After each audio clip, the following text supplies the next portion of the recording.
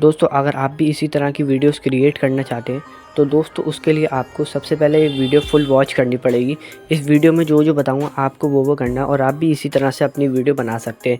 उसके लिए दोस्तों आपको दो एप्लीकेशन डाउनलोड करनी पड़ेंगी, एक पिक्सेल ऐप है और दूसरी पिक्सआर्ट है।